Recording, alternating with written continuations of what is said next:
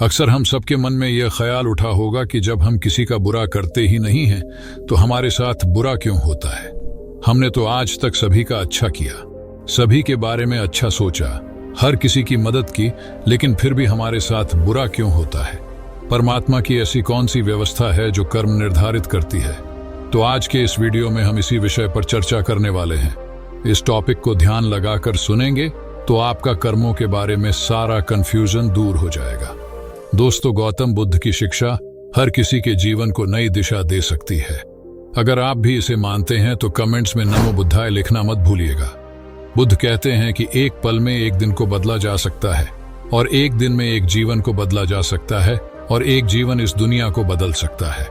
अगर आपके पास खाने के लिए भोजन है और सोचने के लिए समय है कि आप कौन हैं, क्या हैं और ये जीवन क्यों जी रहे हैं, तो आप बहुत भाग्यशाली हैं, क्योंकि इस दुनिया में बहुत सारे लोग ऐसे हैं जिनका पूरा जीवन इन्हीं बातों में निकल जाता है कि आने वाले दिन में भोजन की व्यवस्था कहां से होगी। शाम को सुबह के भोजन के बारे में सोचते हैं और सुबह शाम के भोजन के बारे में सोचते हैं। उनकी जिंदगी इसी अंतराल में गुजर जाती है। आज हम अपनी चर्चा एक प्रश्न से शुरू करते हैं कि यदि हम बुद्ध के बताए जीवन मार्ग पर चलते हैं तब हमें न तो सुख का पता चलेगा और न ही किसी के जाने का एहसास होगा। तो इस प्रकार के जीवन का क्या फायदा रह जाता है। और अगर हम भिक्षु बन जाएं और इस संसार की सभी चीजों को त्याग दें तब हमें क्या प्राप्त होगा। हमारी अपनी मंजिल क्या होगी। इस दुनिया में बहुत से लोग अपने जीवन से बहुत प्रेम करते हैं, जबकि वह अपने जीवन को जानते तक नहीं है, फिर भी अपनी चलती हुई सांसों को संभाल कर रखना चाहते हैं। सबको यही डर होता है कि यह सांसें कहीं थम न जाएं। जीवन बहुत विशाल और अनंत है, लेकिन जिस जीवन को आप जानते हैं वह बहुत छोटा सा है। बचपन से लेकर जवानी तक और जवानी से लेकर बुढ़ापे तक का सफर बहुत तेजी से निकल जाता है। इस बीच हम बहुत से एहसास करते हैं, किसी के दुख का एहसास, किसी के सुख का एहसास, किसी के जाने का एहसास और किसी से ईर्ष्या का एहसास। ईर्ष्या, लालच, वासना और ऐसी अनंत इच्छाएं खत्म ही नहीं होती और हम इन सब का एहसास करते रहते हैं। एहसास एक बड़ा शब्द है। क्या वाकई आप अपने जीवन में सभी चीजों का, सभी कार्यों का एहसास कर पाते हैं? क्या आप एहसास कर सकते हैं सुख का, दुख का, अपने जीवन में घटित हो रही सभी घटनाओं का? जो इन सब चीजों का एहसास कर पाता है, सुख का, दुख का, अपने जीवन में घटित हो रही सभी घटनाओं का, वह बुद्ध के बताए मध्यम मार्ग पर स्वतः ही चल रहा होता है। हम हमारे जीवन में सुख, दुख और न जाने कितने प्रकार के कार्यों से घिरे रहते हैं, फिर भी हम उनका एहसास नहीं कर पाते। सुख में सुख का आभास नहीं कर पाते, दुख में दुख का एहसास नहीं कर पाते। अब ये बातें थोड़ी सी आपको अजीब लग सकती है। देखिए, जब हमसे कोई दूर जाता है तो हम दुखी तो होते ही हैं, तो ये एहसास नहीं तो क्या है। आप सुखी हैं, आपके पास सब कुछ है, तब आप क्या कर रहे हैं? क्या आप उस सुख को पहचान रहे हैं, उसको जी रहे हैं जो आपके पास है, या फिर प्लानिंग कर रहे हैं फ्यूचर की? मुझे यह करना है, मुझे वह करना है, उसके पास कुछ ऐसा है तो वैसा जाइए। जरा ध्यान दीजिए और अपने सुख के समय आप क्या करते हैं उसके बारे में विचार करिए। आप सब कुछ करते हो लेकिन सुख का एहसास नहीं करते, और जैसे ही आपसे यह छिन जाता है, सुख चला जाता है, वैसे ही आपको यह आभास होता है कि कुछ चला गया। तब आपको महसूस होता है कि सुख था जो चला गया और अब जो रह गया वह दुख है। लेकिन क्या आपको दुख का भी एहसास होता है? नहीं। जिस प्रकार सुख का एहसास नहीं हुआ, उसी प्रकार दुख का भी एहसास नहीं होता। दुख पर हम केवल दुखी होते हैं, कोशिश करते हैं उस सुख को वापस लाने की जो चला गया होता है। एहसास आपको ध्यान देकर जाता है, जबकि दुख आपको पीड़ा देकर जाता है। जब भी कोई नई वस्तु, कोई नया कर्म, कोई नया जीवन या नया स्थान हमारे जीवन में आता है तो नएपन का आभास होता है कि हमारे जीवन में कुछ आया है। लेकिन आभास का क्या काम होता है? यह आता है और चला जाता है। एक नया शादीशुदा जोड़ा इस आभास को जानता है। पति को अपनी पत्नी का आभास होता है, इसलिए वह उसे भली भांति जानता है, उसके कर्म को बड़े ध्यान से देखता है। पत्नी को उसके पति का आभास होता है, वह उसे भली भांति जानती है, इसीलिए उसे उसके कर्म का आभास होता है। लेकिन आभास तो आभास है जो धीरे धीरे चला जाता है। कुछ दिनों बाद पति पत्नी दोनों को एक दूसरे का आभास ही नहीं रहता। रह जाती है तो केवल एक पकड़। पति पत्नी को पकड़कर रखना चाहता है कि वह कहीं छूट न जाए।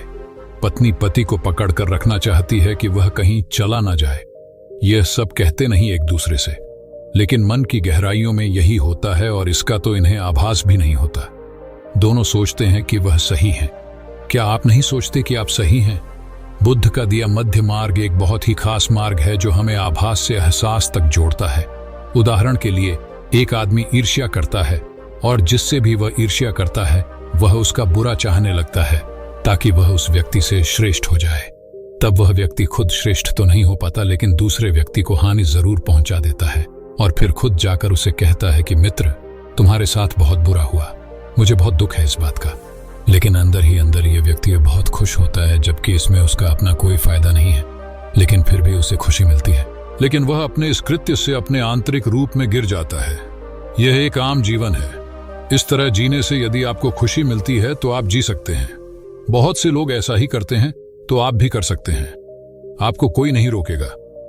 लेकिन कभी कभी बुद्ध जैसे आदमी हो जाते हैं जो जागृत होते हैं और देख पाते हैं कि आप कैसी मूर्खता कर रहे हैं। तब आप एक मार्ग बनाते हैं ताकि उस पर चल सके, जीवन को समझ सकें। आपने एक शराबी को तो देखा होगा कि वह कितने आनंद से नशा करता है। वह बहुत खुश रहता है, लेकिन यदि आप उसे कोई नशा करने से मना करें तो उसका विरोध करने लगता है। उसे 1000 तरह की बातें बताता है। अपनी बातों को सही दिखाने के लिए तर्क भी दे देता है। वह समझता है कि नशा ही जीवन है। जो सुख यहां पर है वह कहीं और नहीं। ये सब सुनने के बाद आप उसे महान तो कहते नहीं हैं।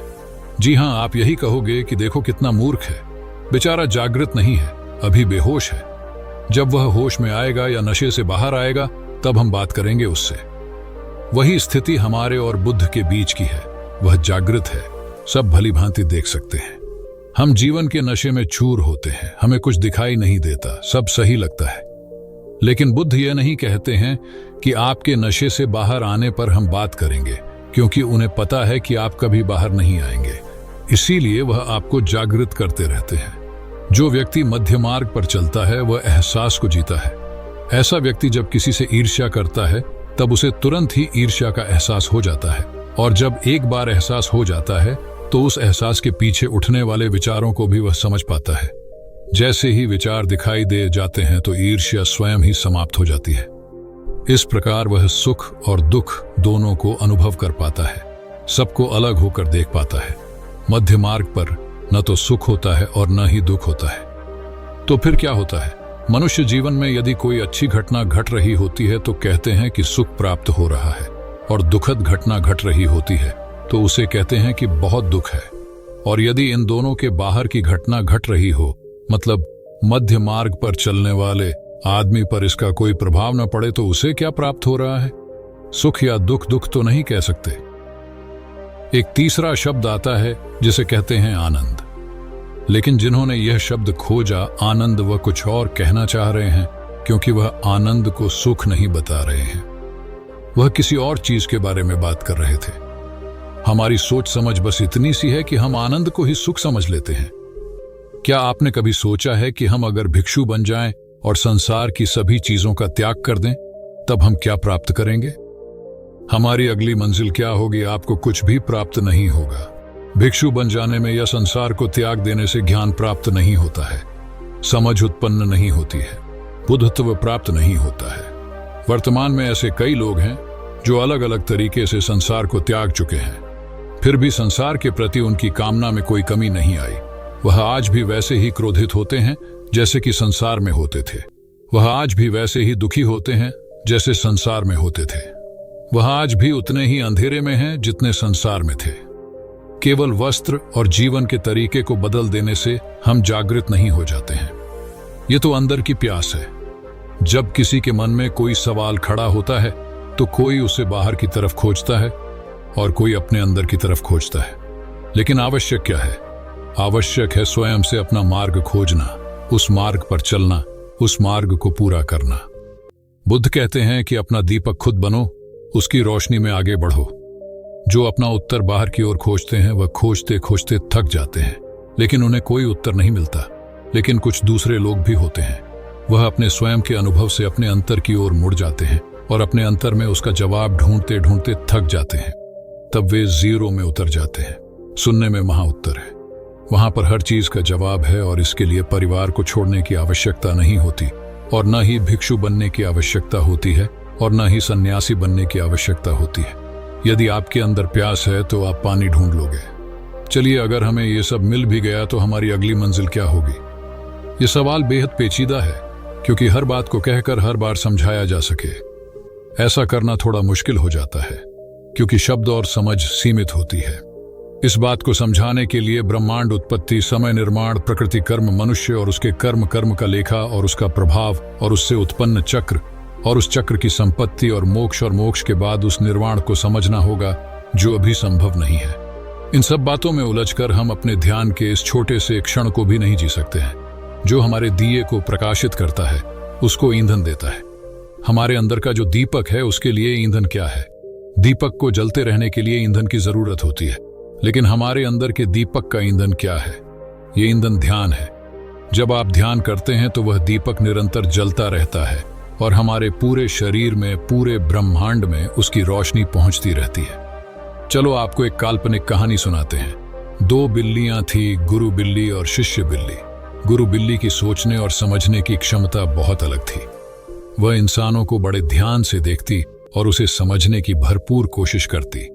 ध्यान से देखने के कारण उसके अंदर ध्यान का उदय हुआ।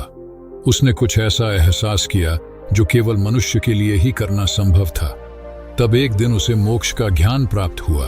उसने ये बात शिष्य बिल्ली को बताई तो शिष्य बिल्ली ने पूछा कि मोक्ष से क्या होगा? तो गुरु बिल्ली ने कहा कि मैंने सुना है कि सब समाप्त हो जाता है, कुछ नहीं रहता, मैं भी नहीं रहूंगी। शिष्य बिल्ली ने कहा कि ऐसे मोक्ष का क्या फायदा जब हम ही न रहें? मुझे तो ऐसे ही आनंद आता है, मजे से चूहे मारकर खाओ। इस जीवन में कितना आनंद आता है, इस जीवन में सुख है, दुख है, सब कुछ तो है। फिर ये मोक्ष पाकर क्या करना है? तब तो ये सब कुछ छूट ही जाएगा ना। जहां ये सब कुछ मिलेगा ही नहीं तो वहां जाकर क्या फायदा? गुरु बिल्ली ने कहा कि मैंने ध्यान किया है, इससे मुझे एक अलग ही अनुभव हुआ है जो मुझे बिल्ली रहते हुए कभी नहीं हुआ। मैंने अलग एहसास किया। जब ये सब इतने अजीब हैं तो मोक्ष कितना अजीब होगा। मैं उसे भी जानना चाहती हूँ, भले ही मैं न रहूं। और एक दिन ध्यान करते करते गुरु बिल्ली मोक्ष को प्राप्त कर गई और उसकी मृत्यु हो गई। शिष्य बिल्ली ने कहा, अजीब पागल गुरु बिल्ली थी, अपना पूरा जीवन व्यर्थ के कार्य में ही गुजार दिया। बिल्ली की ऊर्जा जो उसके शरीर से निकली थी वह प्रकृति के हाथ में आई और प्रकृति ने उसकी ऊर्जा को पढ़ा और देखा कि इसमें इतना इंसानी एहसास कहां से आया। अब इसे दोबारा बिल्ली नहीं बनाया जा सकता, अतः उसे बिल्ली होने से मोक्ष मिला और उसे इंसानों के रूप में जन्म मिला। और फिर वह दोबारा उस घर में आई जहां उसने बिल्ली बनकर अपना जीवन बिताया था, और उस घर में अभी भी वह शिष्य बिल्ली चूहे पकड़ रही थी। आप सोच रहे हैं कि वह बिल्ली जन्म लेकर वापस आई, लेकिन वह बिल्ली नहीं रही थी। अब वह इंसान बन चुकी, उसे मोक्ष मिल चुका था। अब उस बिल्ली ने उन्नति कर ली थी। उसे अगर आप बिल्ली कहेंगे तो वहां पर हंसी आएगी कि आप पागल है। तो मोक्ष के ऊपर वाली स्थिति हम कभी नहीं समझ सकते। जब तक हम ध्यान में नहीं उतरेंगे तब तक हमें ऐसा ही लगेगा जैसे उस बिल्ली को लग रहा था कि मोक्ष पाकर क्या मिलेगा। तो इस चर्चा को हम यहीं पर समाप्त करते हैं। दोस्तों, इस वीडियो को आप अपने परिवार या मित्रों के साथ शेयर करके उन्हें भी बुद्ध के ज्ञान से अवगत करा सकते हैं। और अगर यह वीडियो आपको अच्छी लगी हो तो इस वीडियो को लाइक करें और ऐसी और कहानी सुनने के लिए अपने YouTube चैनल को सब्सक्राइब करें।